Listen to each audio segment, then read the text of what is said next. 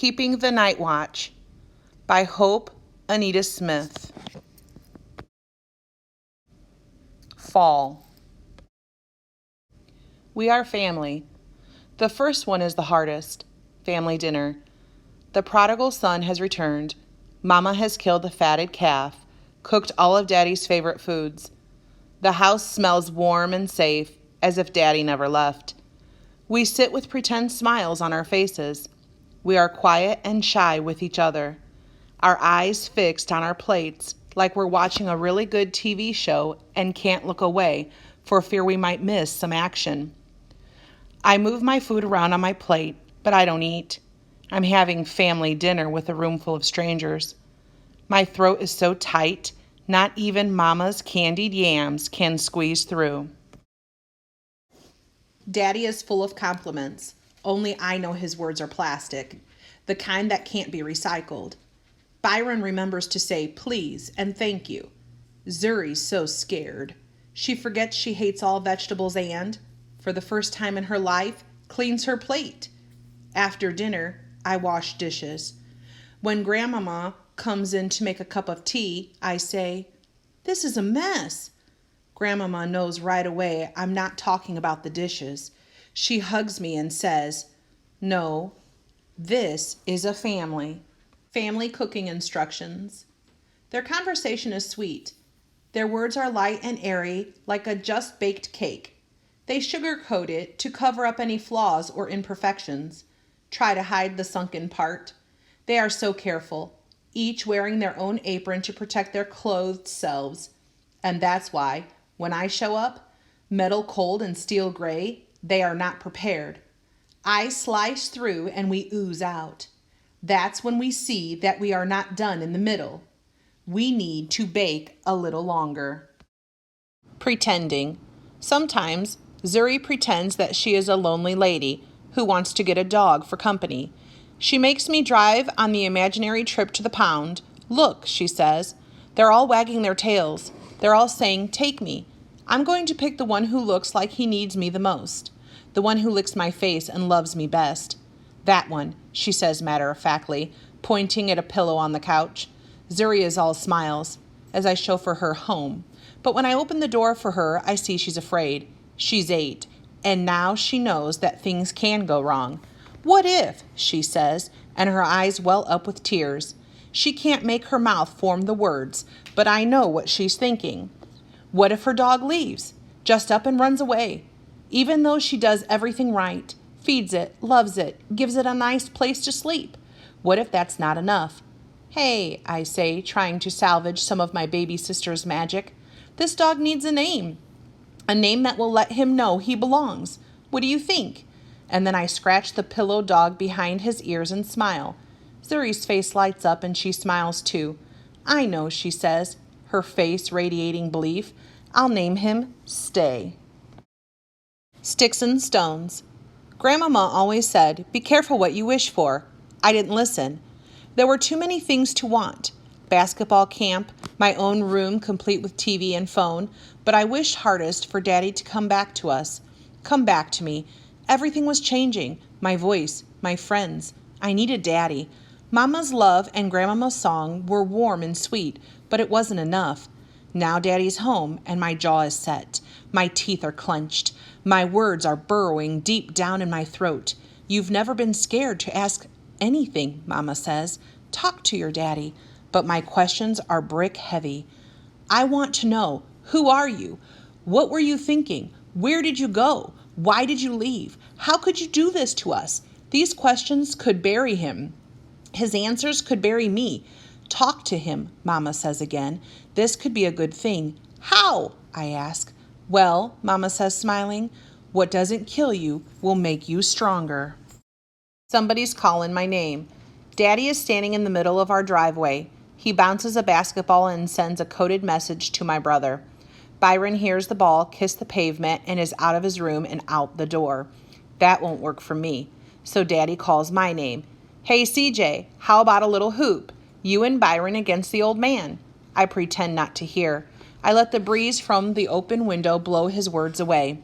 I crawl over to the window, raise my periscope eyes up over the windowsill. Daddy and Byron play one-on-one. Passing, shooting. Daddy lets Byron steal the ball from him. Byron scores. Just like old times. The only thing missing is me. Daddy calls to me again. Hey, CJ! I turn up my music. I don't want to hear Daddy calling me, his voice sounding like he never went away. I lie on my bed, close my eyes, and pray, oh, my Lord, what shall I do? Showdown at the OK Corral. When Daddy left, our house was empty, too big for the rest of us. We couldn't fill up all the space. Now that he's back, I can't find a place to fit. There isn't enough room for me. Daddy looks the same, but something's different. He takes up too much space. He's in my space. His eyes are constantly waving the white flag of surrender, but I am like a gunfighter in the Old West. I walk around with my words drawn, ready to fire, because this house isn't big enough for the two of us. Family Tales. Every night it's always the same. 20 minutes of reading and then lights out. Zuri knows the routine. She picks a book and I read, while Zuri rests her head against my arm. When I read, I am the prince with the slipper. I am the prince who slays dragons and awakens fair maidens from their 100-year-old sleep. I am the prince who climbs a trellis of hair to get to a beautiful girl trapped in a tower. Even when I am reading about a spider and a talking pig, I am a prince, to Zuri. But tonight, when I go to her room, Zuri's not alone. Daddy's there. Zuri sits beside him, looking like his most loyal subject. I picked out a book, she says. I'm ready to read, I answer as I make my way to her bed. I am so focused on my goal that I almost missed her next words. That's okay, CJ. I want Daddy to read to me. My crown falls from my head and her words cut, each one a shard of glass. Care to join us? Daddy asks as he opens the book. Can't, I say. Lots of homework. And then I am gone. I don't have time for family tales. If you can't stand the heat, I am mad. I am the worst kind of mad. I don't yell. I don't slam doors. I don't throw things. I'm a pot with the lid on. I keep all my mad inside. I just let it stew. I want Byron to be mad too, but he isn't. Says he doesn't want to hold on to mad. He takes the lid off his pot, lets mad go. Says he wants his family back. Says he's glad Daddy's home. I'm mad at Daddy, but it feels like I'm mad at Byron too. We're two different kinds of pots, Byron and me, and when it comes to Daddy, we can't cook together. 7 ways of looking at my father. Number 1, he is a shadow long and full, leaving little room for light and making it hard to see me. Number 2, he is a star that has burned out, lost his ability to be wished upon, but my family is light years away from knowing this. Number 3, he is a fountain of happiness that can fill a cupful of people to overflowing. Mama, Zuri, Byron, Grandmama, but not me. I have sprung a leak. Number 4, he is a table with a wobbly leg. It looks reliable, but I wouldn't trust it with good china.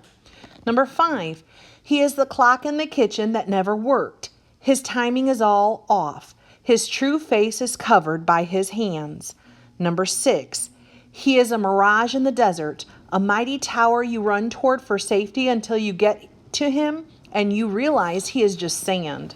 Number 7, he is the messenger who brings the news, but don't open the door. The news can't be good. Night watchman. It's dark, but I'm awake. I'm making the rounds, checking that everyone is safe. This was Daddy's job before he left. And even though he's back, it's mine now. My brother sleeps with one foot hanging over the side of the bed. Check. I turn off Grandmama's light and quietly close her door. Check. My sister isn't in her bed. Her covers are pulled back, but she's not there. The bathroom light is off. She's not in my room. I go to the kitchen. Nothing. And then I hear the soft sound of sleep. I follow it into the living room, and there she is. She has laid herself out in front of the door like a welcome mat. Zuri wakes as soon as I pick her up. Daddy, she cries out, don't go. Shh, I say. It's me, CJ. Go back to sleep. Where's Daddy? Zuri asks. He's sleeping, like you should be. I want to sleep here, she cries. You go back to bed, I say. I'll stand guard. Zuri stops crying and is asleep again before I return her to her room. She believes me when I say I'll stand guard, and I will, because I am a man of my word. It's what I've done since my father came home. I'm the night watchman. Parents and teachers. Zuri's teacher is worried because she draws pictures of houses that have no doors. Her teacher sends home a note addressed only to Mama, as if Daddy is still gone, as if he couldn't be part of the solution. The teacher wants a meeting. She says it's to offer help. She wants to deal with the problem head on. I know it's an accusation, so she can point out all the things our family is doing wrong. I show the pictures to Grandmama, ask her what she thinks. Don't much matter what I think, she says. She's your sister. What do you think? I say, I'm not worried. There are no doors. I'll start worrying when there are no windows. Unidentified family member, UFM. My mama says she doesn't recognize me. I'm a stranger in my own house. She says it looks like me, but something's not right. My eyes are dead. My words are cold. I stare at my face in the mirror, but even I don't recognize me. My heart hurts for my mama, what she's missing. Her son, her sweet baby boy, and I hurt too. Who knew mad could make me disappear? The jeweler. I cannot understand how this black gem, who is my father, could just stop shining. I am the family jeweler. I can give him value, praise, and appraise him, but not just yet. He must wait for me now.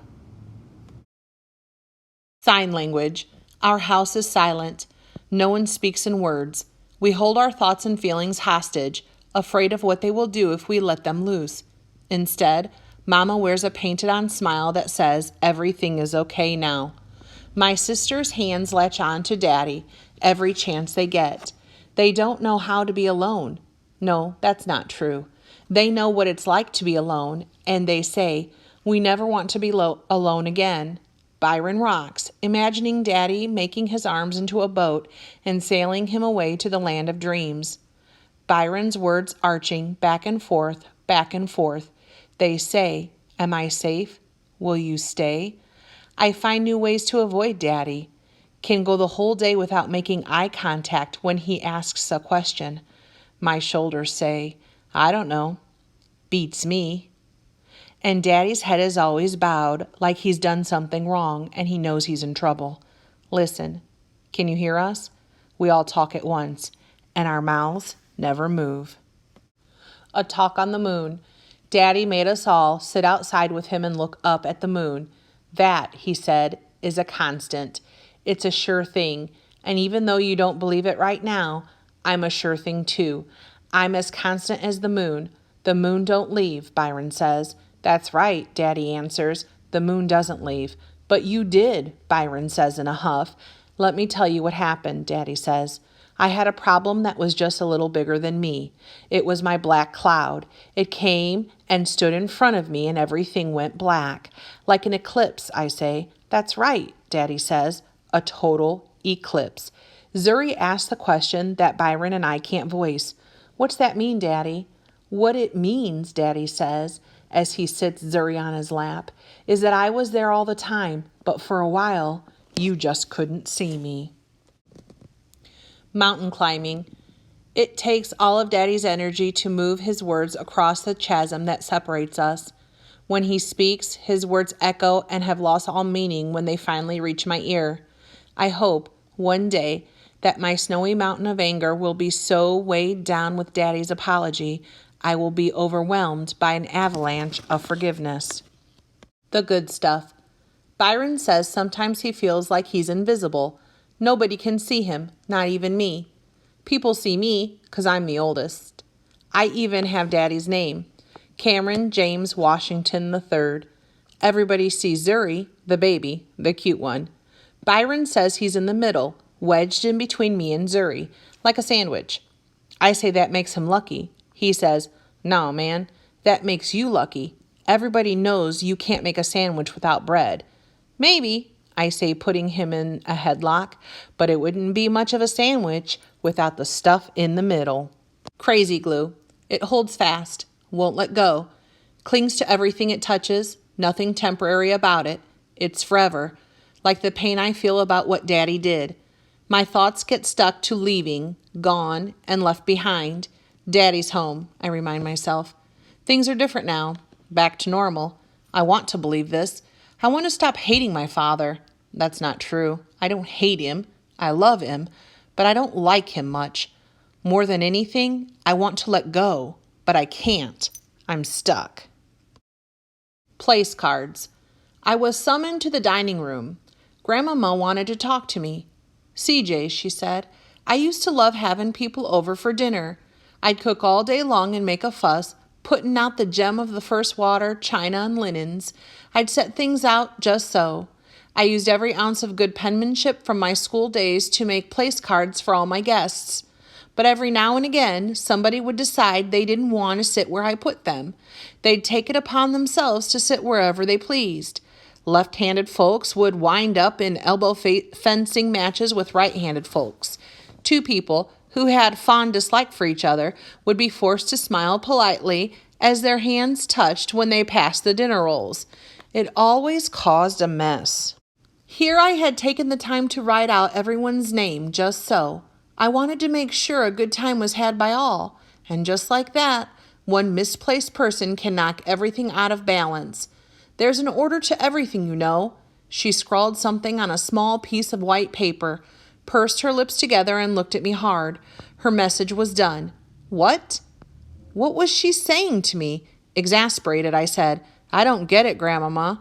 Oh, she said, smiling. I believe you do. She walked over to the table and set a place card down with my name on it and said, You sit here. Man to man.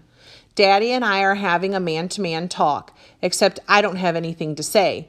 You don't have to talk, Daddy says, but you do have to listen. When I was your age, I thought the sun rose and set on my father. Most days it did. But I roll my eyes heavenward and dare his words to defy the wall of I'm not listening. Daddy pays no mind to my walls. He lets out a long breath and plows on. He is determined, as if the most important thing were breakthrough, getting to the other side, reaching me. I made a mistake, he says, and for that, I couldn't be more sorry. I'm your daddy, and I ain't gonna spend no more time walking on eggshells trying to win you over. You're almost a man. You gotta make your own choices. But for right now, I'm gonna be the only man in this house. Can't make you like me, but what kind of father would I be if I let you hang on to all that hate? An angry black man ain't no man at all. You are my firstborn son. You and Byron and Zuri are my light. I'm here, and I'm not going nowhere, no how, no way.